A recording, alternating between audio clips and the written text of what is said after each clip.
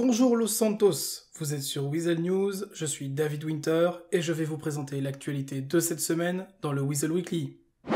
On commence avec le gros sujet de la semaine, les élections à la mairie de Los Santos. Les résultats sont tombés ce jeudi 26 août à 22h20. Monsieur Romain Tyler est le nouveau maire de Los Santos avec 54,3% des voix. Du coup, il y a un deuxième tour ?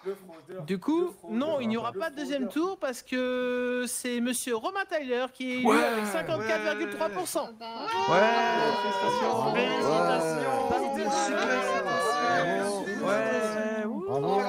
Voilà. Attardons-nous un petit peu sur le programme que Monsieur Tyler a proposé avant les élections. Tout d'abord, une première mesure que notre nouveau maire s'est empressé de mettre en pratique. Les limitations de vitesse passent à 90 km/h en ville, 140 sur la portion de freeway qui traverse Los Santos, et sont supprimées sur la Senora Freeway et sur la Great Ocean Highway à partir du point T de votre GPS. Du côté des services publics, Monsieur Tyler promet l'augmentation des subventions et la prise en charge des frais liés aux flottes de véhicules.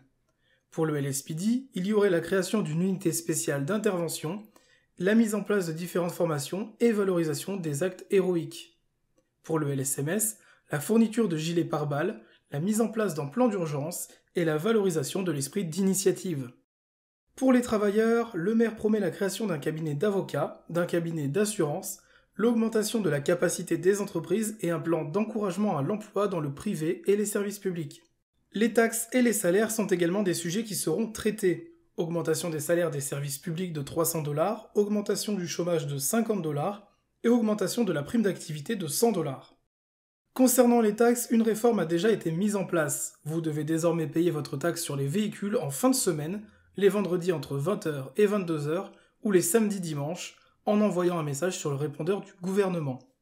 Les factures se feront sur place, à la mairie. Terminez l'impôt facturé toutes les heures, vous ne paierez donc plus qu'une seule fois par semaine, le prix correspondant à $500 par voiture et $250 par moto. Les nouveaux arrivants bénéficieront d'un panier solidaire comprenant 50 bouteilles d'eau, 50 hamburgers, 2 réparations offertes au Beniz et 5 courses de taxi.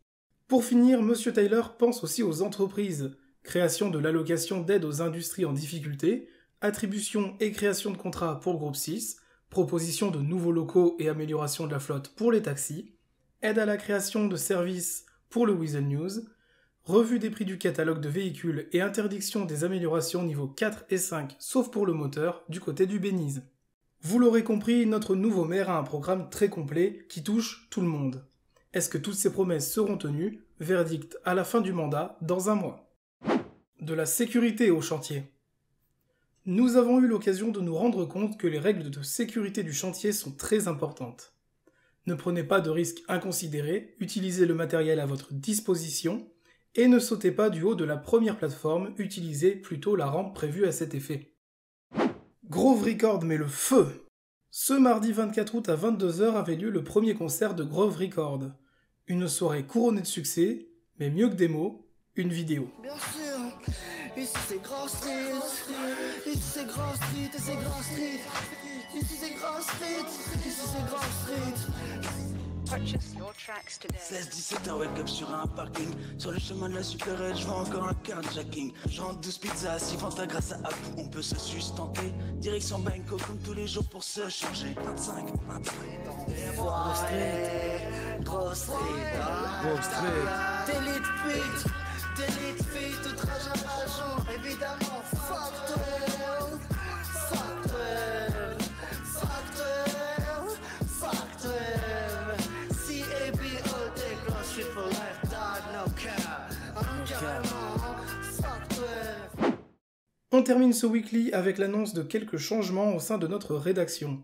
Monsieur Denis Akilian a été destitué de ses fonctions, c'est désormais David Winter et TJ Harrison qui sont en charge de diriger le Weasel News. Toute la rédaction se joint à moi pour souhaiter une bonne continuation à Jen Diaz qui décide de nous quitter pour voler vers d'autres horizons. Enfin, nous adressons toutes nos félicitations à Michelle Meyers qui quitte également notre rédaction pour prendre ses nouvelles fonctions de conseillère à la mairie. Le weekly, c'est fini pour aujourd'hui. On se retrouve la semaine prochaine à la même heure. C'était David Winter et toute la rédaction du Weasel News.